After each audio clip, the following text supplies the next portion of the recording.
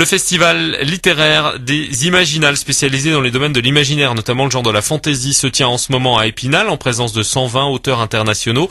Pour cette 9e édition, quelques stars du genre sont attendues, comme l'incontournable Marc Lévy, des auteurs moins réputés, mais qui n'ont rien à lui envier, comme le Vitélois Éric Marchal, auteur l'an dernier d'un premier roman Influenza. Il vient de sortir le tome 2.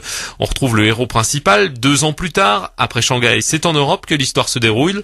En 1943, l'Allemagne nazie dispose-t-elle du virus de la grippe espagnole qui a fait des millions de morts après la Première Guerre mondiale? Un roman qui mêle 2 histoires, celle avec un grand H et celle inventée par l'auteur, Éric Marchal. C'est-à-dire que mes 2 personnages principaux, eux, ils sont complètement inventés, tout comme l'intrigue. Et en fait, j'ai travaillé un peu comme une enquête aussi, c'est-à-dire que je découvrais des éléments historiques qui allaient complètement dans le sens de mon intrigue.